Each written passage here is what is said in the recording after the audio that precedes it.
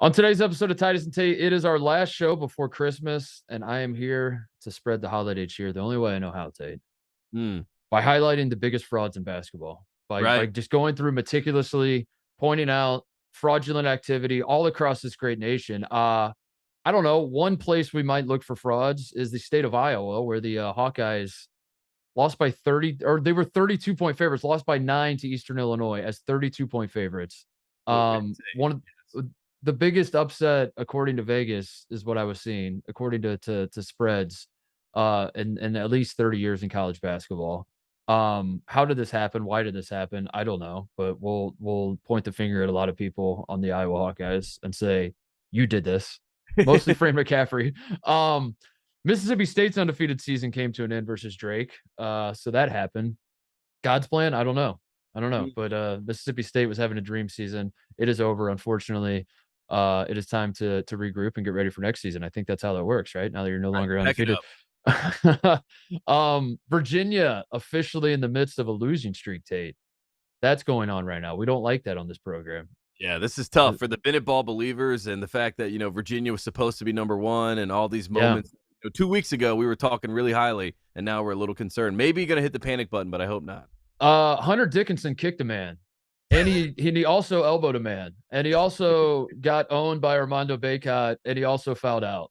Those are And it was a okay. saga. It was a saga. We'll talk about it. And Juwan Howard is how do they say it? Doing Juwan Howard things. Right, That he's is in the that's mix. Somehow, yeah. in a fight between players, Juwan Howard was in the middle of it. We don't know Juwan how. Howard, as it turns out, just doesn't like being touched at all. Like if you touch Juwan Howard, he's going Even to if lose you're his his mind, player, even if if you you're if his you touch player. him as his player, he will fight you as well. So Even if we you're his talk all about son, him. even if you're his son, if you share blood with this man, doesn't matter. Do not touch him when he's angry. Duke lost, Tate. Arizona State lost by 37, and it somehow could have been so much worse. A real life Division One team let IUPUI beat them by 10. A real life Division One team let Cal beat them by 22. There are a lot of Right, frauds. right. I'm gonna go through my list and tell you how I see it. Are we doing good guy, bad guy as well?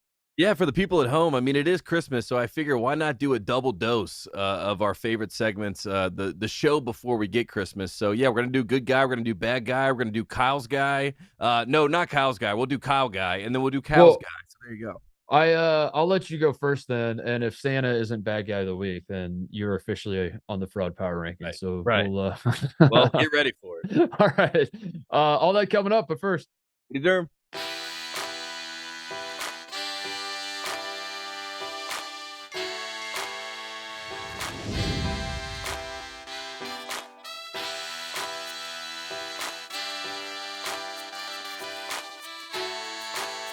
All right, the temperatures all over America are dropping very rapidly, but the right. action on the pod is about to heat up here with their last show before Christmas. What's the weather like in Carolina? You are in Henderson, right? Correct. That is technically the South. That is technically you guys don't get too crazy of winters, right? Usually. We get all 4 seasons, but, we get, like, 1, dose of snow every single year, that's pretty much the highlight. Sometimes we've had, 1 year we had, like, 20 inches of snow, and that was, I think a lot of kids are calling that global warming, but I don't know. But it was a crazy time, but usually not too much. But, surprisingly this year, Titus, gonna be 27 on Oof, Saturday and, oof. expected snow, so it might be a white Christmas here in North Carolina. Should be. Wow, wow, good for you guys. Yeah. It is You're back what you're in LA, right? So no I'm in snow. LA, and it is actually supposed to. I'm not trying to do the things are cooling off, but things are about to heat up joke this time. But it's actually genuinely supposed to like be. It's supposed to heat up this weekend in Nice. LA, or at Please. least in Marina Del Rey where I live. So it's been like slightly chilly every day here, where it's like warm enough to where you're glad you don't live in the Midwest anymore. Or I'm like, man, thank God I'm not, in Columbus right now. But then it's also like not so warm that you're like wearing flip-flops and shorts every day. Like you still have to put on a jacket, and it's breezy and stuff like that. But this weekend on Christmas, I think it's supposed to get like actually warm where it's like, might be tank top weather. It might be Ooh. might be close to tank top weather. And I find that Oh, hysterical because the rest of this country is going through it right now. What is this weather phenomenon? What is it? Does it have a name? Because remember the polar vortex when we were up in Minneapolis for oh, that I a couple years remember. ago? I Um, remember. I was almost broken by the polar vortex, but yeah, there's been no name for this. All I've seen is a major the cold front. Major cold front. That's what I've seen. Yeah, That's reported. yeah, an Arctic blast. What's a nor'easter, by the way? Jim is That saying a bomb a cyclone. I don't know. I don't know about that, but yeah, there's lots of adjectives that can describe this winter. I mean, and did you see the map? It's pretty much the entire It's the entire U.S. country, yeah. getting hit, It's the other than entire country, L.A. other than LA. LA and San Diego are fine. I'm the Jerry Seinfeld eating popcorn like, damn, that's a shame. Yeah, As yeah. as I'm on the beach just We'll chilling see on how this Christmas. plays out. Uh what is a nor'easter, by the way? Is that just a storm that hits the Northeast and then like all those conceited East Coast douchebags like think that they're special, so they come up with a name for, Yeah, it's like, yeah, yeah. it's a winter storm, We dude. invented this. They're like, Yeah, we invented yeah, this. yeah. Let's call it a We were the it's first people to snowing. Let's call it a nor'easter. And it's like, bitch, come to Chicago for me one time. Like this is visit Chicago once. right. Anyway, that's all go. I brought that up though for a reason because I saw Iowa State and Wisconsin both canceled some games, Tate. So like this is a serious thing. Like this is happening. This is ruining my college basketball that we're getting games canceled over weather. Like I don't know what's going on. I think COVID has made people way too comfortable with canceling games, by the way. I was gonna Like, say, I'm actually really excited that we get to celebrate cancellations that have to do with like weather yeah, instead of COVID and testing and things like that. So maybe I this is the right thing to look I'm at. I'm sure there's some nerd out there that's gonna prove me wrong with data and facts and and to that person I say, please don't. Please do I'm a not. Yeah, please don't because please don't I waste your time. yeah, I'm feeling good about what I'm gonna say. As of like 5 years ago, Tate, like I don't think games were getting canceled, were they? I think like back in my day, we were tougher. I think like what I mean, can you imagine in like 2004 getting an Right. announcement that it's gonna be a little chilly, so Wisconsin's canceling a game? Like, come I on, what mean, are we? I don't. Titus, I'm not gonna lie. I famously covered a Carolina game in the snow where I had to walk to the Dean Dome, and no one else could get there, and I had to walk there, and I was like beat reporters, and that was it. That was watching the game, Carolina Duke game, once upon a time, and then they ended up, I think, canceling it. But never mind. Don't look up the facts though. Back in my day, Yeah, dude, I how it remember. I happened. remember games where we played. I want to say Penn State at home one time. And took my dad. It usually takes like 3 hours to drive from Indy to Columbus, and it took my dad. It took him like 7 or 8 hours to get there because the snow was so bad, and there were barely any fans in the stand. I mean, make your jokes. It's an Ohio State home game. There are already few fans in the crowd to begin with, but on this day there were even fewer. Yeah, and you played through it, dude. Like I don't know. I think COVID has made people comfortable. I think like you can just. I think the cancel. What happened was the cancel button. Everyone pulled it out of their drawer. They put it on their desk, and they were just hitting it like crazy during the COVID times, and no one's put it away yet. And it's like I want to call on this. I want to call on all the administrators and coaches. Put your cancel button away. Like let's play ball. What are we Yeah. doing? Well, Also, and I say that having no understanding of like what these schools are up against with this weather this week, or like what the travel arrangements are. Doesn't matter. I'm sitting in LA. It's warm where I live. I say play ball. the That's game. what I say. I'm sitting in my house and I'm ready to watch the game. And if I Yeah, remember right. correctly, the game that I just brought up, it was 8 miles away. A team, Coach K, Mr. K, said he would not drive 8 miles because it was too unsafe. He was Whoa. trying to dodge. So it's not COVID's Whoa. fault. This is back in like 2014. So this is Oh, so this has been going Mr. on for a K. while. All Mr. right. K started this. So that So is it's who we Mr. K. All right. blame K. All Blame K. right. Let's talk about the games that are taking place and are happening. And do you want to? I think I do want you to go first. I think I want good guy, bad guy, Okay. Kyle We'll knock it guy, out quick because I mean, Cal's look, guy. yeah, it's an easy thing for us to kind of breeze through. So, good guy. This is kind of like we're about a third way through the season, so it's not halfway through the year, but these aren't our midseason awards for good guy of the year. But this guy has been on the list, and he famously got his team to 0-12 this season. There were a lot of people that were pointing, at this school. You went and saw the school in person. They were saying, should they Mhm. even have a basketball program? What even Mhm. is the point? Mark Fox is the good guy of this week, and it is because Cal, he's such a good guy that last night when Cal won their first game to get to 1-12, all of the reaction, what very little reaction I saw was so happy for this good guy, Mark Fox, to get this to get this off his back. How many people are listening to this and had no idea Cal even won last night and are Right, like, right. and we just broke the news to them that Cal won a basketball game.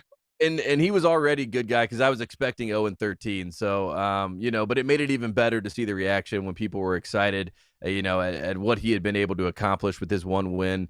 I mean, 0-12 is really hard to happen as a power conference Mhm. team, with the way schedulings go, with the way bye games happen. We know John Rothstein loves talking about bye games, but for Cal to beat a team by 22, Titus, I mean, how is Is that Cal even? basketball back? I think that's what Yeah, you gotta right. ask yourself. Right. Yeah. It's Mark Fox turning the corner. He still has a better win percentage than White King Jones. People forget that. So the program is trending up despite all the hate. And he is, as we both know, a very, very good guy. And his players love him. He does not win NCAA tournament games. He does not do any of that. But he does have the love and support of the community that come to the And games. he sent his guys, into a Christmas break with a W, I think Right. that's a guy who gets it, as Mark Fox. He's like, "This is we're" you know what? Those first 12 games, they don't count. I think this game, if we can get a win and I can send my guys home to their families smiling and everyone's happy, then I've done my job, and he has done his job, as you said, Tate. What's the GPA of this team, by the way? Has anyone talked about that? Because I do find that I need more interesting coverage. Yeah. we talk about the student athletes a lot, and there seems to be a lot of emphasis from these talking heads around the country, Tate, on the athlete part. And I don't hear of anybody talking about how Mark Fox is helping these guys get degrees from one of the great schools in this country. And I think the student part is being overlooked. And I don't know. I'm with you. I think Mark Fox is doing a bang up job in Berkeley. Uh, he's at a time when Tony Bennett has lost control of his program and they've lost two in a row. Mhm. Mark Fox is hanging W's up there in Berkeley. So, Right. you got to ask yourself, who's the better coach, Tony Yeah, Bennett or Cal's Mark won a more Fox? recent game than Virginia. Those are just the facts, and that is what we talk about on the show. But shout out to Mark Fox. I'm happy to see him back on the good guy board, but with a win, and not with a 13th loss. Because 0-13, I do think there's a chance you meet around with the board of regents and say, should we fire this man? And one and Yeah, 12, you that can is take one and true. 12, but 0-13 is a bridge too far, I think. So there you go. And Christmas break's a good time to just like sneak it in there that we fired the coach. Like the players, I think let me pull up their schedule. Yeah, they have 8 days off. So they play the 29th. That is a good time to just like they show up for their game against Utah at home and they have a different head coach and Right. the administration's like, "Oh yeah, by the way, we fired Coach Fox I mean, on Christmas Day. We fired him on Christmas Day." famously, that's the Steve Alford plan, right? That's what UCLA did. We saw them play in the CBS Classic. They laid maybe the biggest dud I've ever seen in CBS Classic history. And then they played one more game, I believe, maybe on the 28th or the 29th. And then UCLA is like, get this man so far out of my face. Happy New Year. You have a new head coach. So maybe that's how California could have done it. But Mark Fox decides to be the good guy of the year so far and keep it going. So I'm really happy for Cal. I think like I said, trending in the right direction. And I think we got a few more good guys on the way for Mark Fox. I'm not gonna get ahead of myself, but I think he's still gonna be the head coach. Yeah, the Mark Fox, Kenny Payne, they both have won games now, but you're saying the Mark Fox versus Kenny Payne good guy of the year race is far from settled, and it's even though like most of the country has stopped caring about Louisville and Cal and their pursuit of a win, you're saying you're still locked in because these guys are going to be just great men all season. Right. They're The going to best be. of men. Such good men that we're like, God, I really want to talk about how the fact I want to get rid of this guy, but he's such a good He's guy. such a good dude. And the Yeah. players love him so much, and he means so much to this university, yada, yada, yada. Let's get to the fun one. Let's get to the bad guy. And as you brought up, Santa Claus, I mean, we're Christmas time. Santa Claus should be the bad guy. He should be the one that we're talking about. He should be the guy that's all red in the face right now as he goes around Mhm. and brings joy to all the kids all over the world.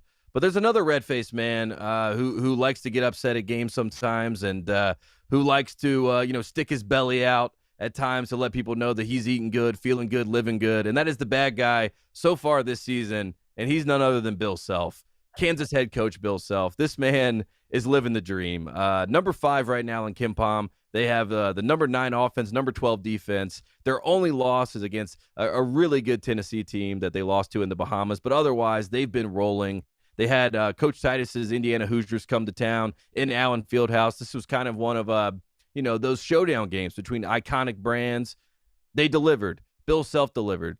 Bill Mhm. Self goes to Tiger territory, right? And you know, all these Missouri fans, they're like, "This is our moment. We're gonna stick it to Bill Self. We're gonna stick it to Kansas. Why aren't you paying attention to us?" And Bill Self just rolls them. You know, has his guys after the game. You know, Grady Dick's posting that he's the Tiger King, right? This is the most Bagman performance that we have seen in Yeah. quite some time, and he's doing it without a traditional big. He's got KJ Adams playing the 5, who's 6'7", but somehow playing amazing defense in the post and shutting down some All-American bigs on the way. And Bill Self has never been happier. He's never been healthier. His stomach's never protruded in such a, you know, particularly fine fashion. And I hope he has plenty of eggnog, and I hope he enjoys his Christmas bake, because right now he is the bag man that we all were promised, and he's delivering the goods, Mark Titus. Yeah, the Indiana game was a great reminder, of who Adidas who's the favorite child of Adidas, you Right. know? Right. Bill This Self. was This at is a the time face. at a time when Louisville's falling apart. NC State is NC State. Mhm. Who else is Adidas? I mean, Miami's Adidas, right? Right. They have a good But program. I don't but mean to but lump Miami in there, but Miami will take you know, they'll take a call from anybody, right? Like, Miami yeah, is yeah, yeah. definitely a mercenary, right? They're Adidas today, they'll be Nike But tomorrow. the Big 4 though, I should have pulled this up, but the Big 4, if I'm thinking off the top of my head, Tate, the Big 4 Adidas basketball brands in college are Kansas, Louisville, NC State, and Indiana, correct? Like, Like, would those be the 4 that would traditional powers, those are yes. those are the 4 that come to mind. Um, and with NC State or I'm sorry, with Louisville falling off the face of the earth, there's an opportunity for Indiana to step up and say, we are the Adidas child that Adidas, you know, we're not Kansas level, but like we're gonna take Louisville's place. We're going to prove that we belong. And you know, they go down the field house and do the exact opposite. I'm officially worried about Indiana, but also I do find it fascinating. Xavier Johnson's gonna be out for a while. Mm. And it's going to be interesting because I think Xavier Johnson, I don't want to tell you how to run your good guy of the week type thing, but or good guy of the year. How you do the good guy Balloting. good yeah, the balloting, I'm sorry. But Xavier Johnson is an interesting case because I think a player might actually make a strong case for this where like Indiana fans are so prepared to like they don't want to I'm even trying to choose my words carefully. That's why I'm stammering as I'm trying to Yeah, I talk. was gonna say, yeah, you I jumped can't the even get it gun. out. Coach Titus Um is sitting here listening anxiously. I'll say it. There's a belief that maybe Indiana might be better off with Xavier Johnson's sideline, but also I don't know how you can say that out loud and be like, "I'm glad the guy's hurt," because he's like a great dude and the team seems to love him. But also I'm not particularly like everyone's kind of worried that Indiana's really going to nosedive now that Xavier Johnson's hurt. And I think secretly, if you put the truth serum in a lot of Indiana fans, they'd be like, I don't think we're going to be that much worse off without Yes. Xavier They're Johnson. winking at you. They're saying, "I don't Yeah, hate it. I don't yeah. necessarily I hate it. I'll Oh, say it I that hate it." way. Yeah. I Perfect. couldn't even get it out because like that's a pretty f***ed up thing to say, honestly, to be like, "Oh, thank God the guy's hurt now. We might actually not turn the ball over and take stupid shots and XYZ." But at the same time, I would not be surprised if Indiana is slightly better without him. Well, I'll just that's put it that's that why way. we use our terminology, which is the nice thing to say, which he's a really good guy, He's a and good guy. I'm Yeah. always pulling for him. And man, he's a true Hoosier. But I like when Trey Galloway's bringing the ball up. Yeah, I yeah. don't hate it. I Yeah, surely I don't hate don't. it. More Right? minutes for Tamar Bates? Huh. Hmm. Kind of like it. Looks good. Yeah, Yeah. that's how good guy works. That's Cal fans as they look at Jason Kidd with the Mavericks. They're like, huh? Oh, Maybe yeah. kick down a peg. Who knows? That's what they do. Anyway, Right? I'm definitely worried about Indiana though. I don't know. I don't know where Indiana is. I don't know what the new calibration of on this Indiana season should be because in Kansas looked like they were completely different level of basketball team against IU, and IU has I don't know, but I think that's important when you're talking about Bill Self being bad guy of the week is reminding everybody what the Adidas hierarchy is. And Kansas runs Adidas. We run this shit to the extent that we get investigated by the FBI. and nothing happens. We win national championships, and we keep the train keeps rolling. Yeah, So and in Bill let's Self's go. mind, he won a championship in 2020 as well, and in a lot of Kansas fans' minds, they won the championship in 2020. They were the best team in the country in their mind. So they have been on top, and they are devouring. I looked up the other colleges that are Adidas colleges. I mean, they are devouring the competition. The competition isn't even competition at this point. That's how elite they are compared to everybody else in the Who Adidas. else? Like Texas A&M, they're Adidas, right? Right, Georgia Tech is one of those teams. Georgia Tech. Washington, I the thought Huskies. Georgia Tech was Russell Athletic. Well, apparently that deal. Well, the founder of Did they Russell get force majeured? I think the founder of Russell Athletic went to Georgia Tech, and that's why they were Russell Athletic. But then Russell Athletic, I think, went under, so that opened the door for someone else to step in. And Adidas said, "We will be that team." So yeah, I Never mean, forget. Kansas is head and shoulders above everybody else. Never forget. UConn once upon a time wore Aeropostale. Is that how you say it? Aeropostale. Aeropostale, I think. I Yeah, say that's Aeropostale, how but I I'm say it. I also mean, maybe I'm an idiot. I don't I'm know. also a hick from Hendricks County, Indiana, so I don't I'm a know. hick from Henderson, North Carolina.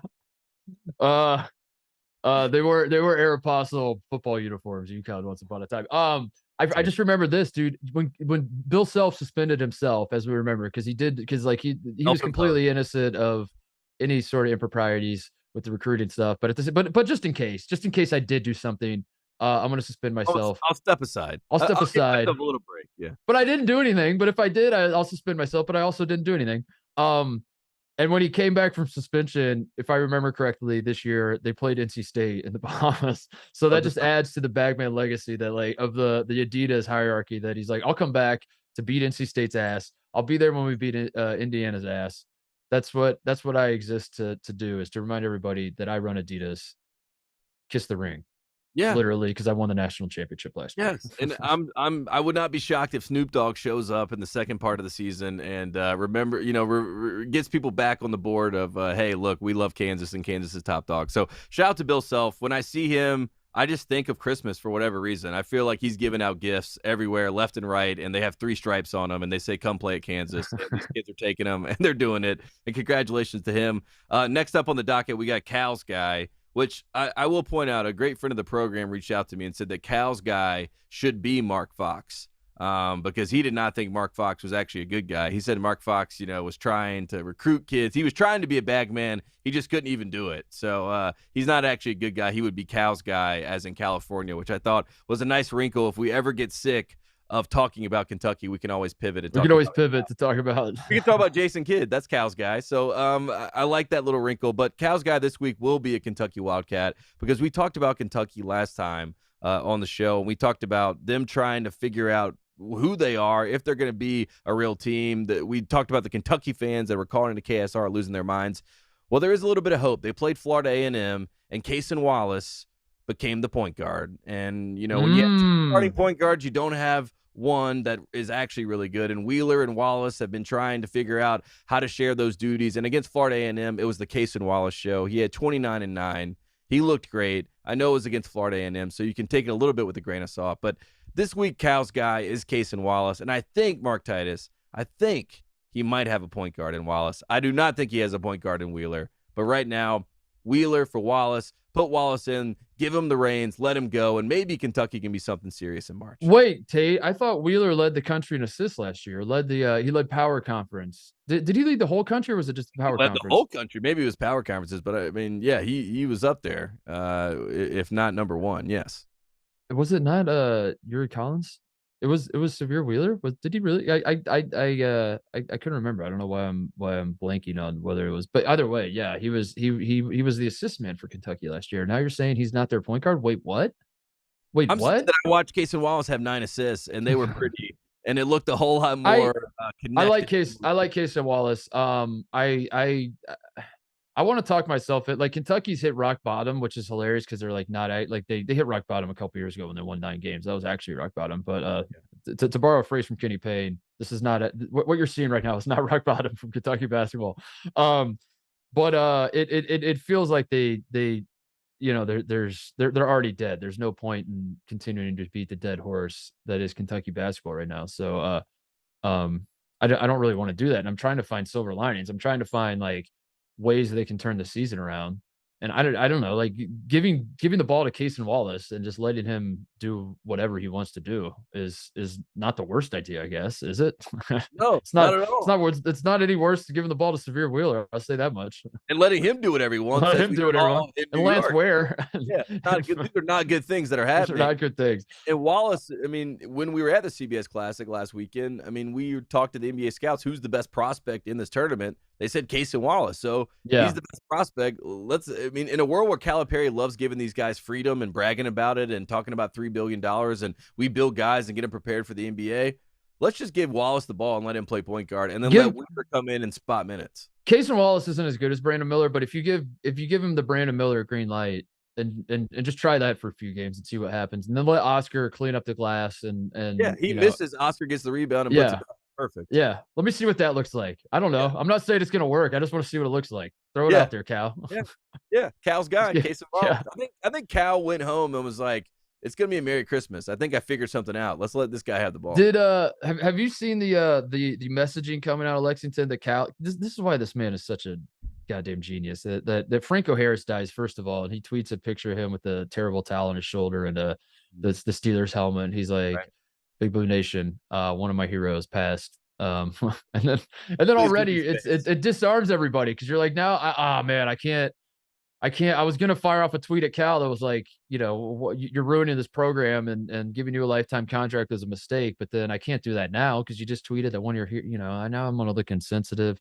But then I saw Cal is also, um, he's he's doing what Mark Turgeon wanted to do but couldn't figure out. Like this is why Cal is a genius and Mark Turgeon is no longer in coaching. Cal is blaming it on the fans, but he's doing it in a way that's like more subtle than Mark Turgeon just saying like these fans, which is basically how Mark Turgeon handled it with Maryland. Cal is like, it's really hard for this team when there's so much negative, so much negativity coming from Big Blue Nation. Like we just need. We need Big Blue Nation to be a little more positive for our guys. He's like, I can take it. If you want to yell at me, if you want to criticize me, I get that. But let's not criticize these players. And then all the Kentucky fans are like, we haven't been criticizing the players, coach. We've been criticizing you the whole time. And he's like, yeah, I get that. I get that. But like, please, let's stop with some of these comments that I'm seeing towards the players and, some of the comments towards the families These of the kids. yeah, these are kids with families who I love and who I am here to protect and stick my neck out for. And they're like, please, I love Oscar Sheboy. I love Casey Wallace. And then I'm like clicking on message boards and clicking on like these Twitter threads and all this sort of thing. And it's just a bunch of Kentucky fans like just in all caps is being like, we're not mad at the players, we're mad at you. It's always been you. Yes. I mean, look, you got to deflect and you got to find. But it's so smart. Right it's so good. I mean, It's so Calipari, he's always working overtime. And what's even funny is like I just Googled John Calipari and went to Google News, and the first picture is John Calipari giving the shrug. Do you that's pretty think much like his outlook at all times? He's like, yeah, get mad, but I'd still do what I want. if there's one coach capable, I would say in all of sports, not just college basketball, but if there was one coach capable of a false flag operation where he has like his crew of he puts out a call to like all of his minions and says tweet heinous things at our players or like put a sign in my yard that says like get the hell out of town, we're done with you, like vandalize my garage or something, so that way I can then spin it and say that this negativity is toxic and I take away the focus on my coaching abilities and I put it on Kentucky fans and their crazy unrealistic expectations Each on me. other. Yeah, you turn them against each other. Yes, you turn them against each other. And now everyone's talking about like, are we crossing the line with our criticism of Cal instead of talking about is Cal a good coach and where is this program headed? If there's one guy that would do that, it's John Calipari. Right. Absolutely. If there's one guy, I'm not saying he's doing it, Tate. I'm not accusing the man of doing it. I'm just simply saying if there was one coach that would do it, it's him. And there's also one coach that I think would, to use one of these, I hate these corporate terms, but I find them funny. Like I learn them via SNL usually. But one of the terms I just learned recently is called quiet quitting. I don't know if you ever heard of this, but it's like people that I guess have decided to quit at their jobs, but they keep doing their jobs and they just do it half-assed because they have decided. Isn't this the Bill Simmons keep cashing them checks, All Stars or whatever it was?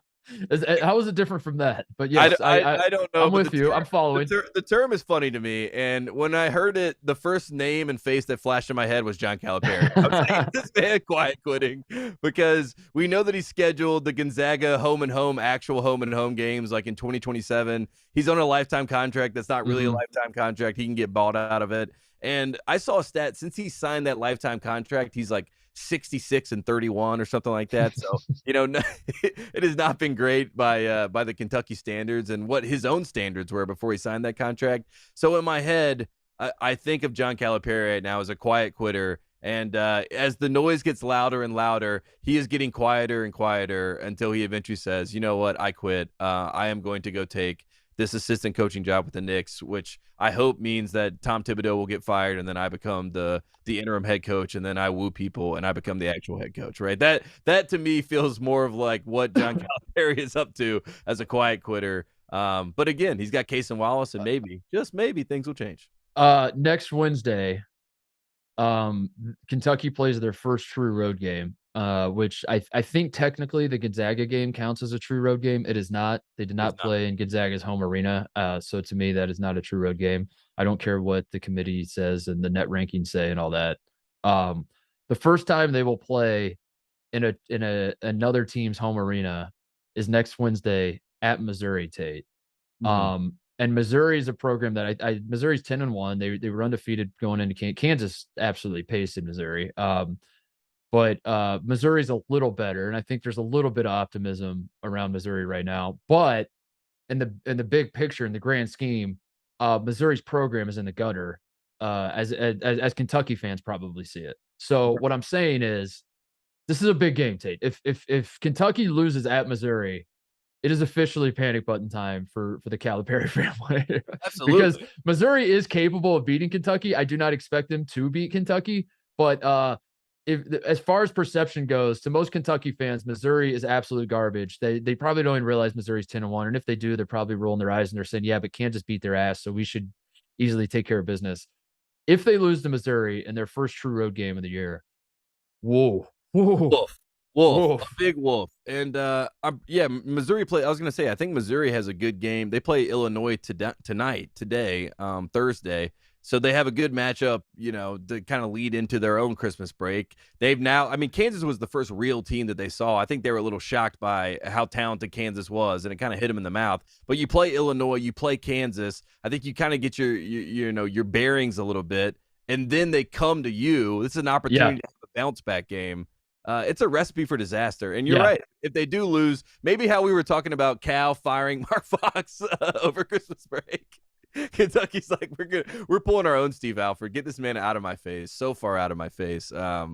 Because I don't blame them. They're fed up, and they have a right to be. So Fired, or if Cal resigns right before the Louisville game, would be, you talk about content. That's one possibility we never even considered. We wanted Louisville to have not won a game going into the Kentucky game and then beat Kentucky. But what about John Calipari the day before the Louisville, or the day of the Louisville game, announces his resignation as the head coach of Kentucky? right, that's how you stick That's it to 'em. content. And Yeah. what's funny is, like, I feel initially there will be Kentucky fans that celebrate, and so will Louisville fans. Like, it will be both fans actually come Yeah. together on a game Yeah. day when they're playing each other. Who knew John Calipari could bring Kentucky together? There you go. That Yeah. could be.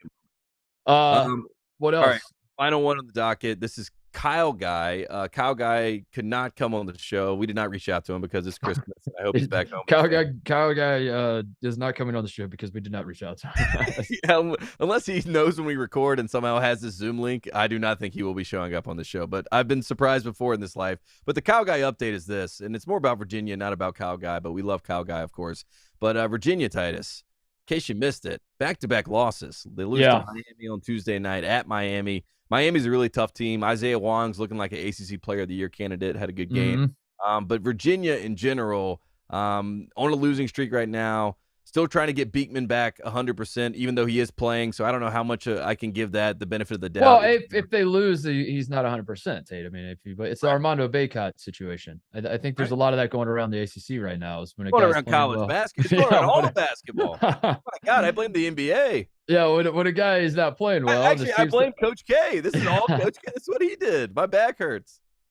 you're not playing well, you're just not 100%. And if you are, then, I was feeling better today. That's all it is. Right.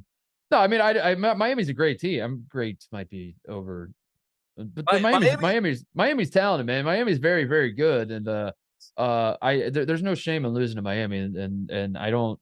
I mean, honestly, looking at it, I'm getting to a point where I'm like the biggest cause for panic with Virginia was being down big at Michigan and having to fight back to win that game. Like, I'm not worried about either one of these two losses that they have. Like, if you're looking at Virginia to this point and you're saying like, should we be worried? I'm like, yeah, not about these last two games. Be worried that Michigan was beating their ass and they had to, Right.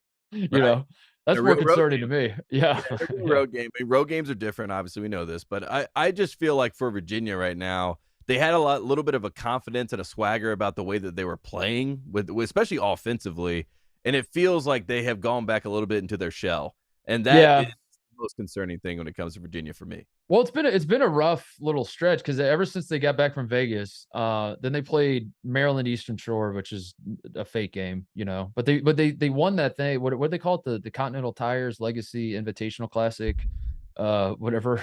I honestly With think that was the exact name. Yeah, with UCLA and Baylor and Illinois, and Virginia won that thing, that 4-team tournament. And then they lose to Maryland, or they beat. I'm sorry, they beat Maryland Eastern Shore, which was a whatever game. And then since then, Tate, I'm not saying the wheels are falling off, but like you said, like we're kind of waiting for that big Virginia moment that's like, yes, we are definitively one of the top 5, 10, whatever teams in this country. Beat Michigan by 2. As I said, Michigan was up not a ton, but they were up double digits, I think, on Virginia at one point. And they had to fight back at in Ann Arbor to win that one. They beat Florida State by 5 at home in a game that was way closer than it should have been. Florida State is not good. They beat James Madison by 5 at home. If I remember right, Beekman didn't play in that game though, right? Or did he? I don't remember. He wasn't 100%. He was Wasn't 100%. 100%. Yeah, he wasn't. I mean, Um, that's the thing with Beekman right now. It's like I never even know, but if he's out there, I have to say he's out there, so it is what it no, is. he played 4 minutes in that game. That's right. He played 4 minutes. But they win by 5 against James Madison. It's not a bad team, but it's again, you just like walk away from these games and you're like, I mean, James Madison's not bad. Beekman played 4 minutes. It's sometimes it's games like that. You'll have games like that.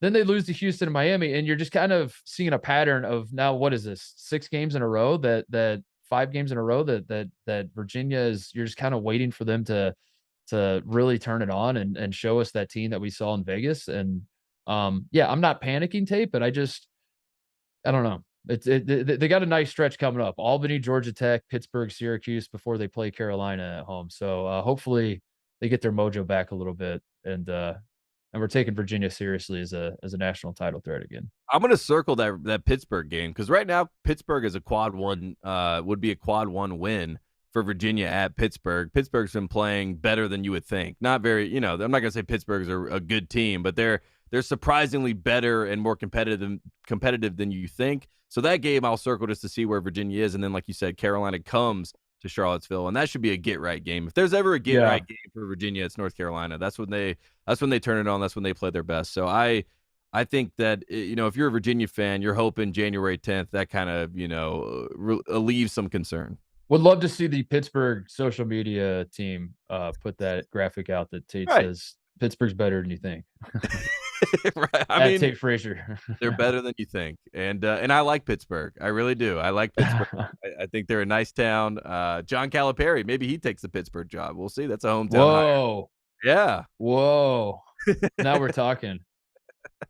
No, Pittsburgh is in that territory with Missouri, like I said, where it's like they're not. I don't want to say they're good, but they're better. I think most people have written both of those programs off for the last 3, 4, 5 years. But they're better than you think. Right, and Let's it's the leave it at same that. because traditionally they're always good, right? They're always going to be able to get some players there that Yeah. catch your attention. So, yeah, Virginia just in general. I mean, Vanderplas. It was encouraging to see him. I think he ended up having 20 points against Miami. It was encouraging to see him step up, just as a scoring threat for them. But Virginia's got to figure it out. And Tony looks fired up over there. He's not going into Christmas very happy right now. He is going to be like up late at night, crunching the tape, taking notes, getting it all together, maybe planning a whitewater rafting Yeah. trip never know what Tony's gonna do, but he's got to figure something out to get this team going again. What about like a reverse Scrooge situation, a reverse Christmas Carol with Tony Bennett, where he's like the nicest guy ever, and he's super friendly to everybody, and then he's visited by ghosts of NCAA tournaments past, the UMBC game. He's just like grinding tape. He's just reminded that Right. you have the Where we biggest could be. upset in NCAA tournament history. Yeah. Uh present and future and all that. And he comes out of Christmas break like he's just a real son of a bitch to his players and to all the fans. Hey, It's a they might reverse need it. Christmas Carol. I like that. I'm gonna write that script during our time off. Tony Yeah. Bennett turning into an asshole over Christmas. And it's like and then the people that see um, it are like, "I get it," you know? They're like, "This makes sense why he would turn into an yeah, asshole. What happened to him?" You know? It's like a nice, yeah, like, walk yeah. in someone else's shoes. Is that it? Is that the good guy, bad guy? That's it. There we go. We knocked it. The Virginia game. By the way, I wrote this down. I meant to point it out to you. Big when Virginia was playing Houston, the legendary Houston coach is Guy Lewis Tate, Mhm. and Tony Bennett is Anthony Guy Bennett. So like maybe we sprinkle in like a Guy Lewis update as well when we want to talk about Houston. Add a guy to the mix. Yeah. Yeah, Just another guy. Maybe that's it. Just another guy segment. good guy, bad guy, Guy. cows guy, guy. Guy. Uh, all right, let's take a break. I'm gonna come back and we're gonna do we're gonna go into the holidays with the with some fraud talk as you do. Mhm. We're just gonna over some programs and players and teams and coaches um and send them into the holidays Feeling good. with some positive vibes, feeling great about themselves. Let's take a break first. All right, let's do a little fraud talk before we wrap this thing up. Fraud Friday on a Thursday, but the name's Favorite. too catchy to change it. Uh let's dive right into it. There were a handful of upsets. No, let's just dive right into it. We'll start with number 5, Tate. Arizona State. The Oh, Arizona State Sun Devils, ranked 25th in this week's AP poll after 9 straight wins. They lose to Texas Southern. I gave him a shout out on the show, and I was scared to give them too much of a shout out. Our guy Zach Schwartz, who we used to work with at the Ringer, is now doing his thing over there at was it Wave TV? Is that where he's at? He's yeah, with the that's Buckets, the doing the parent show with company. The show is Josiah, and Buckets. yeah, Yeah, yeah. yeah, yeah. He's our Arizona State correspondent. We've had him on the show a handful of times when Arizona State's doing well. He texted me last week, I want to say, and he's like, when we beat Arizona, I think they play on New Year's Eve. When we beat Arizona, if you do not have me on the show, you are number one on my fraud rankings. Whoa. He was like preemptively calling me out, and I was like, whoa, pump the brakes, buddy.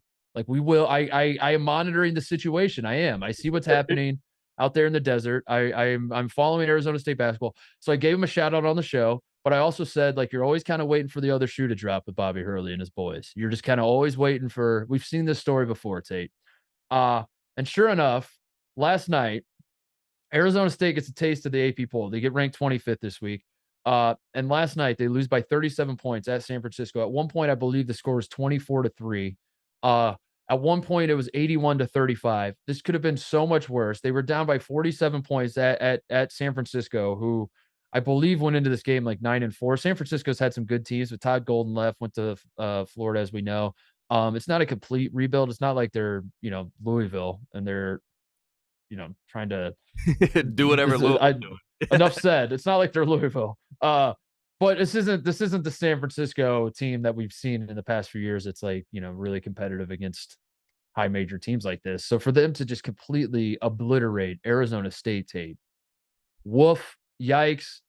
Bobby Hurley gets tossed in this game. This is just classic Arizona State basketball, and it's what we've come to expect out of these boys is that you get a little bit of taste of success. Who could forget when they won in Allen Fieldhouse, got ranked third in the country. Um, all those Arizona State fans. Schwartz was. I could probably go back and the only time this man texts me is if he wants to go to the beach or if Arizona State's winning basketball games. That's it. Those are the only two times. So I'm gonna go back through my text and figure out what was going on then. But they win at Kansas, and he's probably texting me national championship. He's Lou Dort is Remy Martin, is the man to He said Remy Martin's going to win a national championship, and I He was was like, right. He "You're was full of right. shit." And I'll At be damned, Kansas, he was right. yeah. I mean, at the team they just beat, he didn't get it. He didn't get it was gonna happen. um, but anyway, yeah, Arizona State was 2.5-point favorites against San Francisco. They lose by 37. Could have been much, much, much worse. Number 5 in the fraud power rankings this week, Arizona State. Yeah, I will say I was watching, just, like, the Sports Center, on Monday night, and they did, like, it was, like, a minute 30 thing about the Hurley brothers. They're like, "The Hurley brothers are hot." And it was like, Yeah. Dan Hurley has his team up to number 2 in the country. They haven't trailed in the second half all season. They're like, Bobby Hurley, 9-game winning streak, da-da-da-da. And when that happened, I will say to you, Mark Titus, I was like, "Oh, no. This is giving me major Mr. December vibes." And you mentioned Zach Schwartz coming on the show. That's when I was calling Bobby Hurley Mr. December because he tended to win games in December and get into the top 25, get up in the rankings, get everyone excited. But then, for whatever reasons, his players would get to Christmas break and they would just, basically come back and be a different team. And it looks like, unfortunately, the trend may be continuing for the Sun Devils. And I hope not. I really, really hope not. But, in a world where we were celebrating the Hurleys, I mean, even UConn, who we said hadn't really shown much of a weakness yet, they struggled against Georgetown.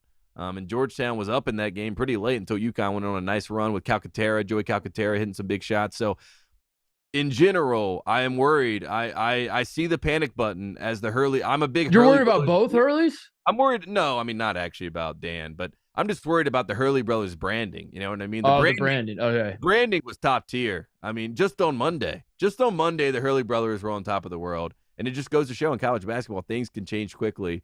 And you sent me the screenshot of the score of the Arizona State game. And I did a what? Yeah.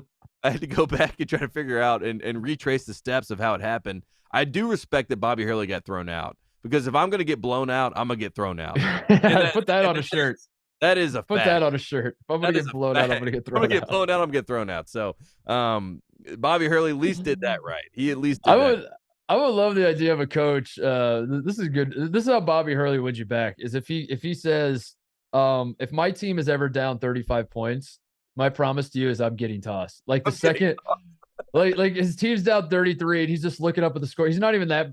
He's kind of like indifferent at this point. He's just kind of numb to it. He's not even like that mad, I guess. And then the other team scores a layup and he's like, "All right, I guess I got to do it." He cracks his knuckles, turns to his assistants and says, "It's time." Yeah. Takes a deep breath. And then it's Gene Hackman and Hoosiers, and he's just running up to the refs. He's like, "Throw me out." Yeah, it's like, right? "What? You want me to throw you out?" Yes, this is my brand. I have a new brand where if I'm down 35 at any point in time, I get tossed. I mean, I think you take off the suit jacket, you throw it at somebody on your team or the ref. You throw it at somebody, and then all of a sudden you're teed up and you're out of there. What's the best way to get tossed where everyone watching thinks you're a legend, but they're laughing with you, but they're not laughing at you? Because like Bob Knight throwing the chair, that lived with him forever, and everyone makes fun of him for it. But there is like I feel like there's a way to do it that like everyone's like, "Damn, that was actually kind of sick and legendary." I don't know what it would be though. I mean, and it's really tough. Drop kick the ball, like the ball bounces over to you, and you just take it and like kick it into the upper deck. Yeah, but that's or you catch the ball and you just walk straight to the locker room with the ball. And you just yeah, you literally take your ball and go home. Take your ball and go home. You're like, I'm literally going home. This game is over. As far as I'm concerned, no one is playing. OJ Mayo, shout out to him, by the way. It's a reference I've made on the show a handful of times, but his last high school game, when he dunked on a fast break, and there's like 30 seconds left, and the ball goes through the rim, and he catches it and just throws it into the student section with 30 seconds on the clock to win the state championship. That's a good way. That's a good way to be ejected, I would say. Right, and then like the students love you forever. I mean, yeah. Especially when you're doing something like I remember Tracy McGrady in one NBA game punted the ball, and like I thought that was like the coolest thing ever. That's pretty funny. But it was out of frustration, you know what I mean? And then I was playing like a church league game, and I punted the ball, and nobody reacted like I wanted them to. Everyone was like, "I'm gonna have to lecture you about sportsmanship," and I was like, "No, Tracy McGrady." I was like, "Do you not watch the NBA? Tracy McGrady No, Trace, sir, did you not see this is, yeah, I don't know. I'm gonna have to think on that, dude. I don't know how you can get tossed without just getting totally clowned by everybody. That's the hard part. It's like because it's like I said about Kentucky fans, man. When you care to an extent and everyone watching doesn't really care, It's funny. It's just funny to people. If you're mad that your team's not playing defense, everyone's just pointing and laughing like, "Look how funny this is that this guy's mad. Wow, this guy seems mad. This is Oh, funny. oh, you're mad? You Oh, mad, bro?" yeah, literally. Um, but there's gotta be a way. There's gotta be a way you could do it that, people are just laughing their ass off at it, but I don't know. We We'll love figure it out. teeing up. So if you're a coach or a former player, anything, please send in to TysonTate@gmail.com and tell us how you should get thrown out. We would love to hear that. Like What's the best way Jason to get caught? Jason Kidd spilling his ice or the spilling his drink onto the court. Walk into me. Walk into me. Yeah, that's like that, but that's not Like, quite the no one thinks same. that's cool. Like, Yeah, everyone's no like, one thinks "Wow." that's cool, Like, what but a that loser. Yeah. I guess that feels kind of closer to being we're laughing with him, but also it's Jason Kidd, so we were definitely laughing at him. But I think there's a way like a coach does that we're laughing with. I don't know, man. It's really confusing. Yeah. Um, I think Juwan Howard will figure it out where we're Juwan maybe Howard. I don't know what it will be, but I think Yeah, it's probably gonna be getting in a fight, so we'll see what yeah. happens. Speaking of Juwan Howard, dude. Here's an investigation for the Transitive Property Committee. Arizona State beats Michigan by 25 on November 17th, Tate. Wow. San Francisco just beats Arizona State by 37 on Wednesday. San Francisco lost to Utah State by 18 on December 4th, Tate. Utah State lost to Weber State by 3 on Monday. Weber State lost to Wright State by 22 in November. And Wright State lost to Robert Morris by 21 in December. And Robert Morris lost to Ohio State by 38 on opening night. So if my math is correct, are we now prepared to make the argument that Ohio State would beat Michigan by 164 points? Because I think that's what that tells me. Well, I mean, you crunch the numbers, right? And as we've learned in today's sports world, numbers never lie. No matter what, no one's ever using them subjectively. They're just objective. And based on those numbers, yes, you're correct. So it'll be a long day. It'll be a long day for the Wolverines, man. Also, it sounds like a fight. It sounds like yeah. It sounds like there's going to be a lot of Coach Holtman might want to avoid the handshake line that game. Yeah, you texted me that we last beat- night. You were like, you're officially on handshake line alert. handshake line. Yeah, It's like, that's hilarious. Hubert better calm down. This is this handshake line could get out of control. UT Arlington also beat San Francisco by 5 on Monday, and then UT Arlington lost to Cal by 22 on Wednesday, Tate. So the transitive committee here has to be taking a look at this and say Cal would beat Michigan by 89 points, if you're connecting those dots as well. So I don't know. It's just something to think about. It's something to think about with this. Right. And it also confirms that like Cal might be back. I'm not gonna. Cal, yeah, there you go. There you go. Cal is 89 points better than Michigan. So right there you go. Sounds pretty good to me. And the preseason number 1 team in the country didn't beat Michigan by 89 last night. So really makes you think. Yeah. Really makes you.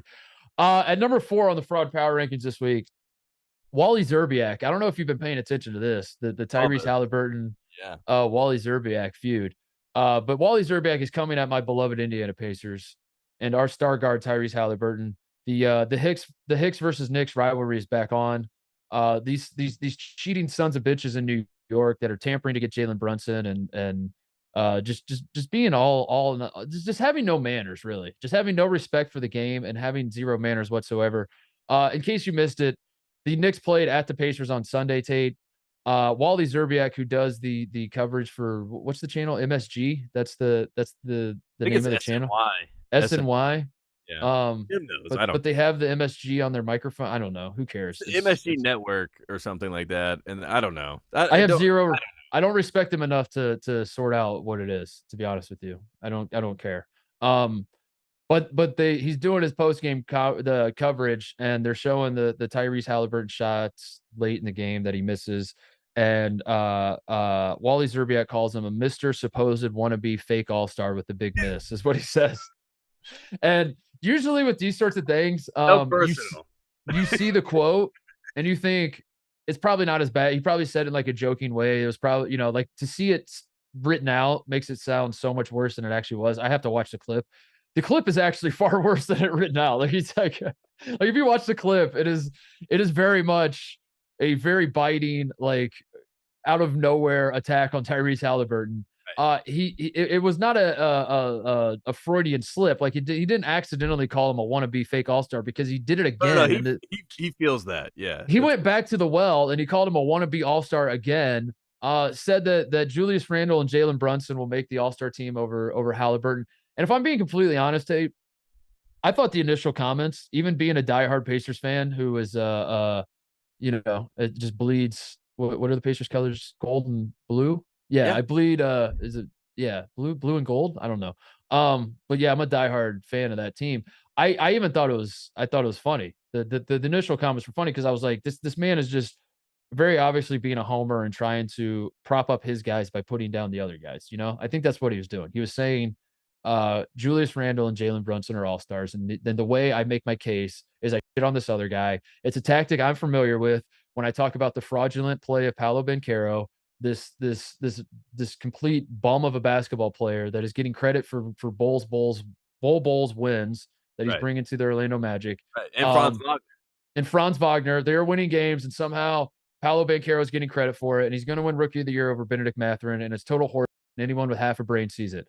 So when this happened, I tipped my cap. It was game recognized game with Wally Szczerbiak. The reason he's on the fraud power ranking state is the apology on Wednesday night. The Knicks are playing the Raptors while the Pacers are playing the Boston Celtics in Boston. Wally Szczerbiak goes on television and says the following: I want to address something I said about Tyrese Halliburton during being a wannabe All-Star. I want to apologize personally to Tyrese Halliburton. He's a wonderful young player. He's definitely in the All-Star conversation, along with guys like Julius Randle and Jalen Brunson. So, two things here. Number one, the apology is still a shot because he's in the conversation along with those two guys who are like, and he's still Right. like saying they're better than him. He's still making the same argument. He's just doing it in a nicer way. Yes. And number two, the real point, the real reason that he's a fraud this week is because he is issuing this apology. He says, I want to apologize personally to Tyrese Halliburton. And the way I want to do this is not by calling him, not by talking to him privately. I want to do this on air during a broadcast that Tyrese Halliburton is not watching because he's playing the Boston Celtics right now. Right.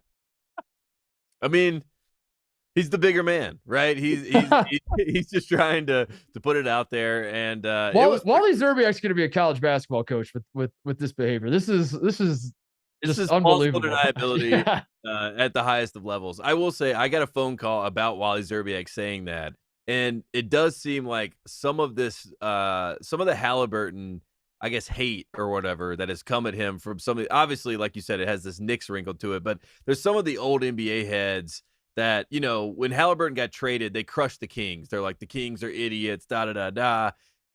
But they traded for Sabonis, and Sabonis has been great for them. Sabonis is like the third best center in the NBA right now. So both teams really won. They both got all-stars out of the trade, and they both got in better situations.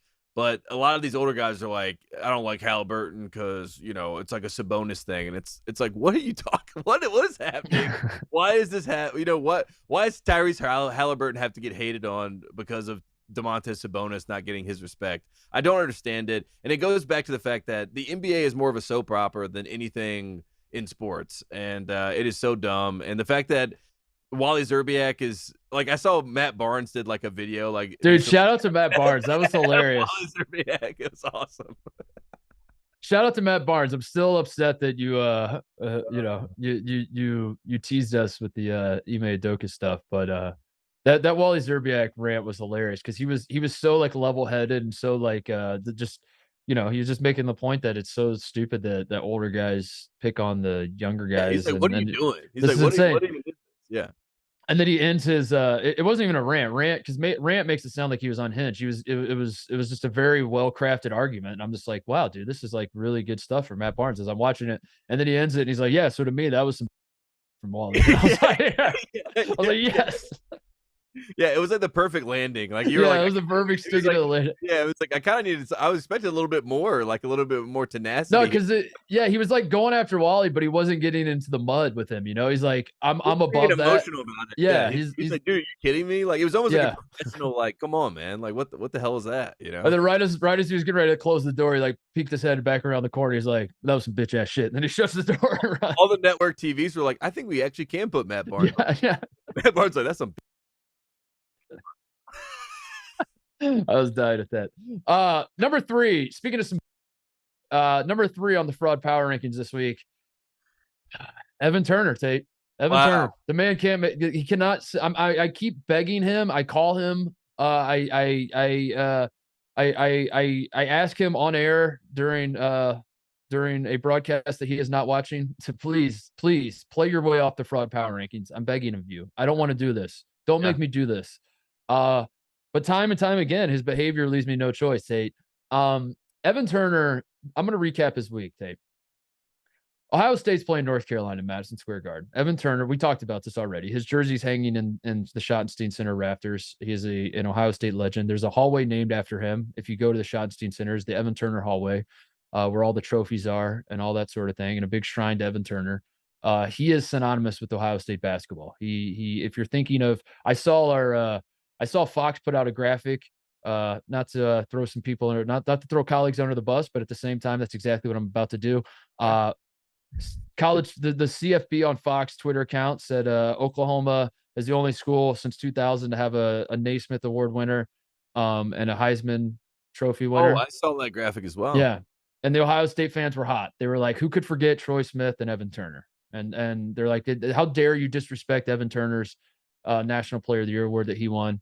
So I'm just setting the stage for you. This man is Ohio State basketball in a lot of ways, right? Ohio State's playing North Carolina. Your guys' best player, one of them, Caleb Love, is scoring the basketball at a high clip, and Evan Turner tweets the following: "I love watching Caleb Love score." As Ohio State's getting scored on by Caleb Love, as Ohio State's choking the game away, as North Carolina ultimately beats Ohio State, Evan Turner says, "I love watching Caleb Love score." Now, it did not sit well with me, Tate. I didn't like it. I called Evan out. I said, "Do better. Like, this is, there are different ways you could phrase this. There are ways you could say, I respect his game, whatever. But also I understand the sentiment that you were just trying to say, if we're gonna shit on Wally Zerbiak for ripping on the younger players, I can't turn around and then rip on Evan Turner for paying respects to the guys that are coming. Right, that are coming you know what I after. mean? Yeah, So I'm yeah. like, I see what you're doing. You love Caleb Love. You're a big fan of his game. Under different contexts, I am too. So like, but let's just do a little better moving forward, right? So then last night, North Carolina is playing Michigan. Michigan and Ohio State have a rivalry. I don't know if you're aware. There's a Wikipedia entry on it. You can Google it and Right. read up Best on it. rivalry in football. Yeah. These two schools flat out do not like each other. So North Carolina is playing Michigan last night, Tate. Caleb Love is playing Michigan. And I'm thinking to myself, oh, this is perfect, because now Evan Turner, who has demonstrated his love for Caleb Love, he's got a great forum to do it now, because they're playing the team that Evan hates the most. They're playing Michigan, and I'm sure this is the time he can cheer with Caleb with a clean conscience. Are we going to see Evan Turner on Twitter painting his face Carolina blue and wearing a Caleb Love jersey and saying, like, this is my favorite player in college basketball. Please beat Michigan. I can't wait to watch you tear up Michigan, all that sort of thing? The answer is no, Tate. The answer is no, because we got crickets from Evan Turner last night. As Caleb Love was playing Michigan, who is apparently Evan Turner's favorite player in college basketball. He loves this man. He loves it when Caleb Love's scoring against Ohio State. When Caleb Love is playing against Michigan, he's nowhere to be found. Was not watching the game, has nothing to say. I have no choice but to call this fraudulent, and I am starting to hit the panic button on the Evan Turner legacy at Ohio State. I am. It's really close to hitting it. I'm putting one finger on it where I haven't like fully pushed, but the hand is on the button, and we're ready to push. That the Evan Turner Ohio State legacy is in jeopardy for sure. I am going to psychoanalyze this a little bit, just from a bird's eye view. And I will say, if you're Evan Turner and you're arguably the greatest Ohio State basketball, let's say 21st century, this century, he's the best Ohio State, most recognized Ohio State basketball player. Most accomplished. We'll put it that way. There you go. Yeah. That's the best way to put it. Most accomplished Ohio State basketball player. You're that guy. Sometimes you don't want to pass the baton. And if Ohio State is winning games and Ohio State is beating North Carolina and guys are climbing up those, accomplishments and they're getting closer to you, then eventually they come knocking on that door and they say, "Sir, I would like that baton." And Evan Turner obviously is just swinging it around, throwing it up in the air, playing around, having a good time. And it's very similar to Michael Jordan, and this has been my argument with Michael Jordan, why I think it's unfair sometimes why he owns a team, because he's obviously trying to make sure that no one is great. Like, he might draft Victor Wembanyama to make sure that he's not the GOAT. He might make sure that he never has to pass that baton. And when you are the number one person and you don't want to fall from being number one, there are reasons why you may not want Interesting. to pull for, certain people to get to that level, or you may not want to share that knowledge. That's why a lot of people are like, why does Jordan never sit down with LeBron? Why does LeBron never get to talk to Michael? He's not sharing the baton. He's not passing the baton. Interesting. He is never going to do that. That is not ever in his DNA. And Evan Turner feels like someone that might be made up very similarly, in the sense where he's like, I am the most accomplished and I shall remain the most accomplished. Or maybe that's why he's pulling against Ohio State. I don't know. Well, also knowing That's Evan, how I read knowing Evan, if he did try to pass the baton, he'd probably turn it over anyway. So, Caleb Love. Caleb Love. yeah. There you go. No, I was disgusted last night. I can't tell you, man. I pulled up Evan's Twitter page, and I was hitting refresh all night, just like waiting for the Caleb Love stream of tweets, and nothing. It was nothing. And At least he didn't tweet like, I love watching Jet Howard score. Yeah. Oh my God, dude. That would have been tough. That would have been tough. You could have never come back from that. So at least he knows how to pick his spots. When when Michigan's playing Ohio State and Evan tweets, Juwan Howard is my favorite coach in college basketball, and Hunter Dickinson is a class act. That's when it's over. I think that might break the brain of everybody. I am going to personally go to the Schottenstein Center and rip his banner down. Right. Personally, I'm going to get arrested. I'm going to get arrested. Man rips down jersey. Yeah, and in my head, the way I see it playing out is I will get a state. I will be taken off in handcuffs, and there's a large crowd outside the Schottenstein Center just roaring in applause as I'm getting thrown in the back of a cop car. People were tipping their cap as you walked out. Thank you for your service. At number 2 on the fraud power rankings, the Iowa Hawkeyes, Tate, with what people are saying is a historic college basketball upset, 32-point favorites against Eastern Illinois, lose by 9 at home, the biggest upset in spread history is what the people are saying. Of course, gambling has only been legal for a year and a half, I think. So I don't know if how do these people all know this? Gambling's like still illegal, and I'm confused at like where the data. I don't know. That's how I know gambling isn't fully mainstream yet, because like people have a database where they can just pull this up, and like if I go to search for this, it'll take me forever to find. I can't even find like the lines for games tonight. Like if I tried to find the Illinois Missouri line, like it would take me probably 10 minutes. But like somehow these gambling people are like, this is one of the top 7 Iowa spreads we've seen. But it also drives you crazy because you're like you're saying, like, I can't fact check that. You know what I mean? It's like, I'm like, all right. yes, sure. But they're saying it's the biggest upset in spread history since spreads were invented in 2017, I think, is when people started gambling on sports. It used to be, Tate, and this is going to break your heart. The record before last night was Stephen F. Austin versus Duke at the buzzer, as we remember, one of the funniest college basketball games of all time, when they stole the ball. We were in Maui during that game, right? Yeah. We were watching that on press row for Maui. Yeah. That used to be the biggest upset. No longer the case. Iowa lost 92-83 versus Eastern Illinois. No Chris Murray. We should stay. So if you're trying to, it feels a little bit like DeAndre Hunter being out against UMBC, where history is going to forget that the best player wasn't playing in this game. And, maybe we should acknowledge that if we're going to laugh at them. But at the same time, how do you lose anyway? It doesn't matter if he's playing. You shouldn't lose when you're 32-point favorite. Also, the spread factored this in. So like, I'll acknowledge it, but only to say that it doesn't matter, Right. And you give up 92 points. I mean, that is insane. Yes. That is, there's no one to blame but yourself at that point. But I also wanted to call attention to this because until last night, I didn't realize this until all my Big Ten people started pointing it out, and we're passing this information along. And I don't know how this has slipped under my radar, say, but it has until now. That Fran McCaffrey, this is year 27 for this man as a head coach. He's been coaching for almost 3 decades of college basketball. He has made, guess how many Sweet 16s this man has made in his career in 27 years. This will be year 27. And then I guess remove the 2020 year where there's no tournament. So I guess in 25 years of having an opportunity to go to the Sweet 16, how many Sweet 16s has he been to? I'm going to say 3. 0. 0. None. See, None at Sweet 16. I really like Fran, and I'm really proud of him for winning his 500th game. You know what I mean? Like I was excited for him, but man, that's tough.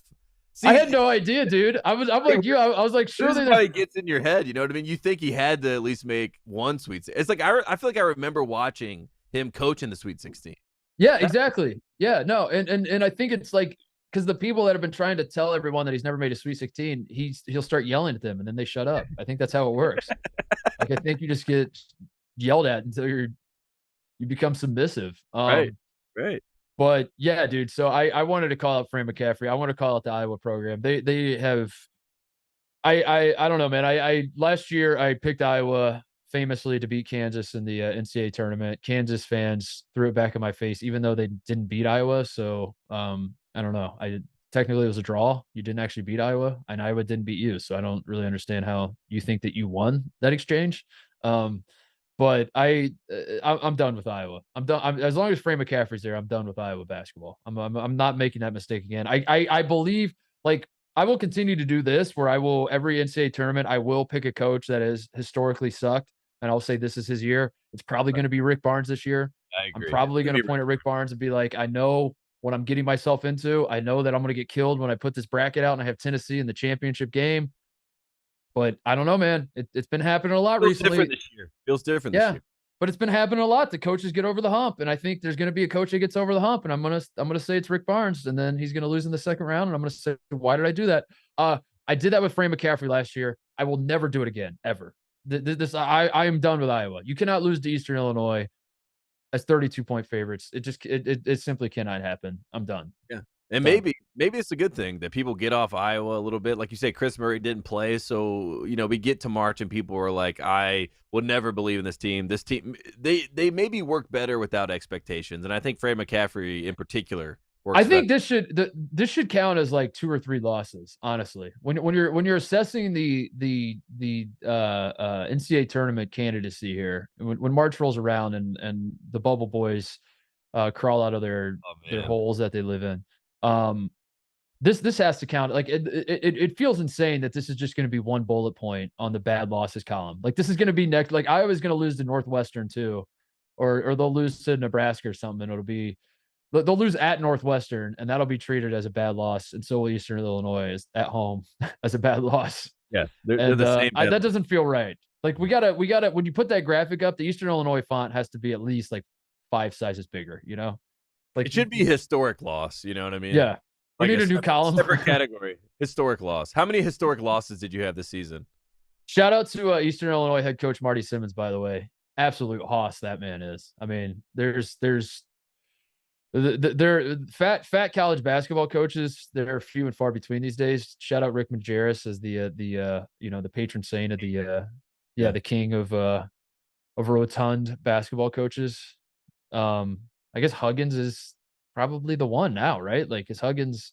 Yeah, but if you, What do you think if of you ask Huggins, like Huggins is like, I'm husky, I'm not fat. Yeah, he's not fat. He's just big bones, honestly. Right. Just, There's a lot of coaches like that are big bone. They're not fat. Like Bill also, Self's not fat. He's big. yeah, bone. Yeah, and also like Huggins is when you call him Huggy Bear, it's kind of like it's a almost prophetic that he becomes sort of like a jolly big figure. You know what I mean? Like you can't call a guy Huggy Bear and have him be like a skinny rail. Yeah. Yeah.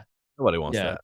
So I don't know. I don't blame Huggins for that, but remember when Brad Underwood said that Katie, his daughter, our former intern, shamed him into losing weight when Brad Underwood was fat, and he was like, I just thought about it. I'm trying to think of other fat college basketball coaches. Brad Underwood, I remember him. He was like, my daughter said I have 3 chins, so I lost weight.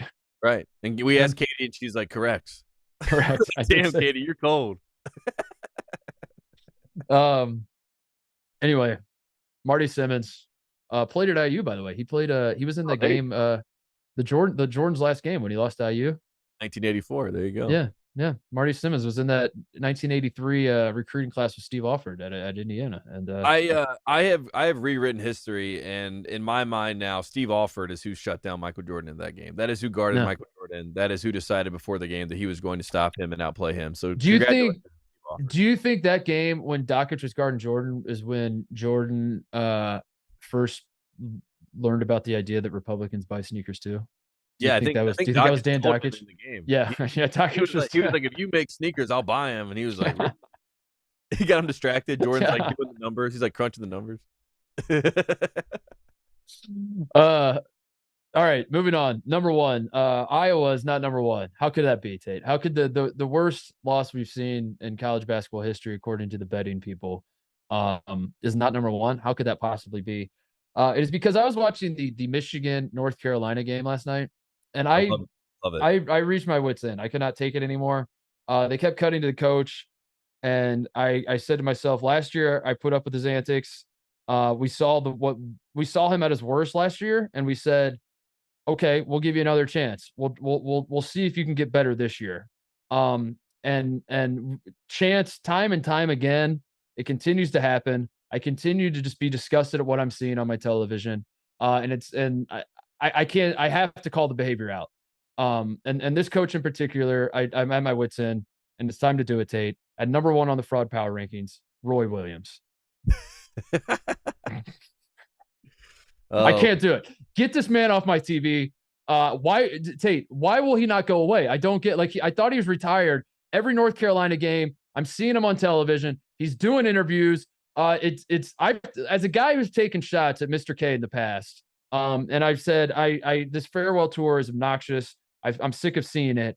I have to tip my cap to Mr. K and say that he has handled his retirement with class, with dignity. I have no idea what this man is up to. In fact, I wouldn't have any idea whatsoever if not for the fact that he's being given Heisman trophies. He got the key to the city of Durham. He's doing a master class. two He's for one doing right now. If you go to masterclass.com, you get 2 for 1 and get Mr. K explain why he lost his last 2 games in North Carolina. Pretty good. Go check that out. Go check that out. If you haven't got that, go check that out right now.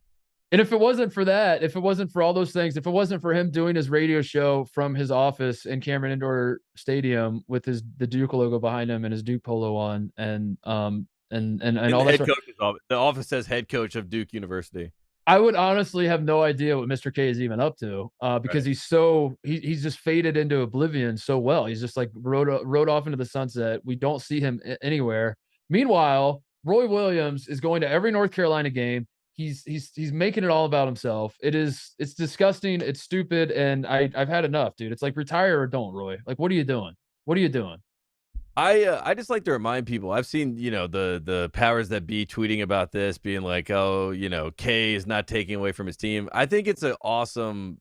What Roy did was actually the most genius inception of all time, because he knew that we don't want to see K. We don't want to see that rat face anymore. So how do we not see it? Well, I go to everything. And then K says, well, I'm going to do the opposite of that, which means we never have to see him anywhere. He doesn't even associate with the Duke program. He basically has disassociated himself with the Duke program. He is just K, a brand separate of Duke. Duke is you can't spell Duke without K, and if you did, it's do, and then you do it twice, it's do. I mean, that is what K has done. He says, I will stay away from this program. And people forget, Roy Williams went to North Carolina. This is his these are his people. This is his school. This is what he cares about. And he gets to be a fan. And at the game last night, he's sitting next to Eric Church. He's sitting next to Drake May. You Yep. know what I mean? And I'm like, this is Carolina. These are the cream of the crop. He's And I will he's a say, star. Yeah, I agree. Roy Williams said to ESPN, I do not want to do an interview. And they said, please, Roy, we have no content. We don't even know how to cover this game because the other coach over there is a madman. Please come on here and show these people some class. And thank God he did. But, I mean, the best thing last night, Caleb got a great steal, goes down, throws down a thunderous dunk, and then in the crowd, it's Roy Williams just doing the fist pump. And I'm like, yes, this is great. It's like Roy gets to enjoy the spoils that he always deserved, but he doesn't have the pressure of coaching them. This is what we've always wanted. We've always wanted Roy Williams to be able to enjoy it. He is enjoying it. And I mean, if I was a Duke fan, I would actually be really sick that your coach who coached there for 40 years hates you and hates your program and thinks you're a joke. And the real saddest part is that Wake Forest absolutely demolishes Duke, embarrasses them. And Wake Forest, who famously rushed the court after beating a number 19 NC State team, did not even rush the court after beating Duke. That's how little Duke matters in the zeitgeist in the ACC. Nobody cares without K, and that has to hurt. I mean, that has to hurt at some level. Like, I didn't even really care that much. Me and my mom watched that whole game. It was pretty tepid. And the guy coaching at Duke, I mean, he doesn't even stand up. He just sits down. I mean, I'm like, stand up and coach, loser. Like, my God, get up. Get up, stand up. I know Mr. K could barely stand up at that time. He had a little stool, but Somebody needs to coach Duke. So you're saying ultimately what you're saying is Roy is doing reverse psychology, and Yes. he knows that K is going to just do Do what the the opposite of what he opposite does. of whatever he does. Yes. Yeah. Be at everything. K can be at nothing. What a win. What a win for everybody. Well, I mean, I couldn't ask for anything better. And to go out the way that it happened, I mean, every single time I see Roy, I Um, just smile. no, I respect Roy because I do think it's cool that he when he retires, he says to himself, "I'm gonna do whatever I wanna do," which I'm gonna go fish, I'm gonna golf, I'm gonna do all these things. But Right. ultimately, when I look in the mirror and I say, "What is it that I wanna do more than anything else?" It's watch my alma mater play basketball, and it's what I would do. If when I retire and I have the means and I can get courtside seats to any Ohio State basketball game, I would travel with the team and go to every single game. Absolutely, that'd be Right. awesome. Right. But at the same Who's time, K to Tate, not go to Duke? at the He same doesn't like time Duke. He doesn't wanna watch Duke. at the That's same time, there is going to be a point where something's gotta give, and Roy's gotta start, like, if it's until, like, you can't continue this is the problem we have with K, we being all the rest of America that, like, are like, "Get this man out of my face." Um, you can't continue to be just shrug your shoulders and be like, "I didn't know they were gonna put the camera on. I didn't know. I had no idea that my last game they were gonna, block off 8 hours of programming for me. I didn't tell them to do that. I didn't." You can't pretend, you can't feign ignorance forever. So Roy, I'm gonna give him, like, I don't know, I'll give him till the end of January to figure it out. But if in February Roy is still doing interviews with every North Carolina game, I don't know, man. I don't know. MSG, he told him to take him off the camera. He did the please He take him did off do that. Yeah, he did it. But that's what I'm saying is, like, I think it was genuine. content, and they're trying to use Roy for content, and Roy's too nice to say no. That's I the know, difference. but at a certain point, And he's K gotta. is too mean to not say no. I mean, he's like, "I I demand you put this camera in my face." Also, did you see my Heisman Trophy?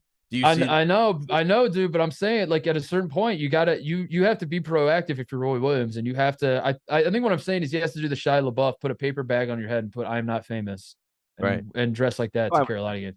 I I'm think fine that's with the only way forward for him because Coach Smith would just, like, be in the shadows, like, in the tunnels and things like that, he'd be that's a watching. great dude, Nobody knows. Nobody that's a knows. f like, cross your arms and lean up against the wall and just stand in the tunnel as you Right. watch the game. That's Coach Oh Smith. my god. Mhm. That That's what is that coach. is that's the most that's the best seat in the house. Like, not actually, you can't, like, in terms of, like, you walk into any arena, the guy who's got his arms crossed and is in the tunnel leaning up against the wall, that's the one guy you do not with in that arena. That guy runs the entire. Well, and to give you a perfect example of that, outside of Coach Smith, we were at the Big East tournament last year. I'm at the championship game. I'm standing just like in the little tunnel area. I just like walked out to get a water, and I'm like waiting for gameplay to stop so I can walk back to my seat. And standing, leaning up against the wall, is none other than UConn coach Jim Calhoun. There you go. See? Up to the wall, There crossing you his go. arms in MSG, watching the Big East championship, basically thinking to himself, "I could outcoach these." You know what I mean? That's pretty much what it looked like. And I was like, "That guy, he runs this building, Jim Calhoun." Oh, so Jim Calhoun owns MSG. There we go. We have our There you answer. go. There you go. There it is. Final answer. Jim Calhoun. All right. That's it. There's a fraud power rankings to send you into the holidays. That was good. That was fun. Thought it was gonna be Juwan Howard, and I was really Let's, excited to talk about Juwan Howard. But I texted you this last night. I'm like, Michigan is not good enough for the vitriol that needs to be thrown yeah. at them. So it's actually better to just ignore it than to really dive into it. Like, I don't want to talk about Hunter Dickinson. I don't want to talk about Punter Dickinson or whatever you want to call him. I want to leave it be and just let them fade away. I'm in a position now as an Ohio State fan when what's the who said when a team is beating themselves, let them do it? Or is that Art of War? When when the opponent, was that Napoleon? Was that Yes. Someone was said that the that. art of I think it was Mr. K. was that art or is that the art of the deal? I'm getting my which book was that? I think that's the art of war when You know it's what? I'm gonna write a book called The Art of Art. the art the art of art. When a team when your opponent is beating itself, don't intervene. I think that like that's the idea. Do not intervene. Just let them go. Let them hang themselves. Give them enough rope to hang themselves, and then step back and let it happen. So I am not going to overplay my hand as an Ohio State alum, as I'm witnessing college basketball as a whole, and that includes Tate. That seems to include a lot of Michigan men out there are turning their backs on Juwan Howard and the state of that program. So I am not going to overplay my hand. I am not going to say that it is delicious. I'm not going to say that Juwan Howard was born on third base, which is the metaphor that the Michigan football fans are throwing at Ohio State football with Ryan Day. Mhm. I'm not going to do that. I'm just going to let what is happening just continue to happen. And I'm going to stand in the tunnel with my arms crossed, leaning up against the wall, saying, huh, how about Yeah, that? that's Huh. interesting. Yes. Right, right. Huh. I think we leave it be. It's not Yeah. worth mentioning all of the many attacks that the Carolina players took and assaults on the court last night. It's not worth mentioning it. It's not worth talking about. We'll leave it be. We'll leave it be. All right. Shout outs, closeouts. Wrap it Quickly, up. yeah, I want to shout out to JJ Redick and Tommy Alter, who is a friend of the program, for bringing on Paulo Banchero. Mm. Paulo Banchero. And they brought Paulo Banchero on their podcast. I did not listen to it, but I did see a clip that Paulo told the story of the Coach K farewell game in Cameron, and he basically said that they did not game plan, they did not practice, and they did not get to go through walkthroughs that day because of all the media presence and the fact that Coach K was doing his own basically centerfold spread throughout the week. Are you serious? He said that on the show? He said that he said he didn't even get to go through his routine before the game. I mean, granted, these are all excuses to make himself look better, as Duke people do. They have to throw someone else under the bus because they don't But actually. that's the lesson that K taught him. I mean, that's Right, like right. He's what like, better this way to tip your cap to your mentor than oh, to captain, my captain, right? I mean, that was the moment I saw it. I was like, this man is a Duke player. I never saw it before this moment. But shout out to Paolo for at least saying that, for confirming everything that we knew in the moment, which is that Mr. K does not care about any of them. And then if you watch the masterclass, which again is 2-for-1 right now, if there's ever a time to get masterclass, it is right now, folks. Okay. He explains that it was unfair that he expected his players to win for him. He said it was wrong of me to expect that. I drink the tears. I am Cartman with Scott Titterman. I am like, please give me more tears. I want more. I need more. Oh. Please, if you are a Duke personality and you have a podcast, continue to talk about this. I need all the background stories. It is becoming my favorite oral history. And I just love every second of it. So shout out to Paolo, shout out to JJ and Tommy for such a great product. Do it more. Bring on Trevor Keels. Let him tell his version. We want to hear it again and again. So there you go. Shout out Oh man, that's great. I didn't realize that. That's fantastic. it's like scripted. It really is scripted. I don't know where it's coming from, but I love it. I want to shout out our guy John Brinkus, who is bringing back Sports Science State. I know Yeah, you saw this. This I'm is fired up. big news, man. I am so fired up. He said it's not going to ESPN either, which is even better Even news. more. Yeah. Yeah, Now even he more might reason to be throw some excited, F-bombs in there, you know? dude. I like, yeah, dude. Let's get the let's test the velocity of the dildos that Bills fans are throwing. You know, now that you're Right? not on ESPN, let's get a little vulgar Yeah. with it. You know, Whatever you want, John. Your yeah. world. Yeah. You can do whatever you want, man. I absolutely love sports science. It's at its best when it's Mythbusters for sports, and it's a less like crunching the algorithms and the angles and that sort of thing, and it's more of like we're just gonna like build this dumbass machine just for just because we're bored. We're gonna yeah. I love when they answer questions that nobody's asking. That's when it's at its best, I guess, and that's what I hope it is this new iteration. A humble suggestion for episode 1. What is the biggest animal that a Randy Johnson fastball could kill? We know that it could kill a dove. Yeah. Or a pigeon, whatever that bird was. What could it kill a buffalo, you know? Could it kill a fox? Could it kill a Start with a fox. Just set a fox up, get a pitching machine that throws as fast as Randy Johnson. Fox dodges it. We're like, damn, never mind. Yeah. Fox Yeah. is gonna live. I want to see him. I want to see him test. He never did do this. We talk about it all the time on the show, and most of the time we talk about John Brinkus. Is I think when we mentioned this reference that I'm about to make, which is Zion. Yes. Taking a charge on Zion going is the same as getting hit by a Jeep going 10 miles an hour. That was the Wall Street Journal that did that study, that put that out. This was not John Brinkus. So this is not fact. This is someone's opinion. This is not John Brinkus is the only man with sports science facts. Everyone else is just tossing out their opinion of what They're may putting be. out hypotheses and theories. Yes. So I need John Brinkus to test this. I need he himself, John Brinkus, to stand there and take a charge on a Jeep doing 10 miles an hour.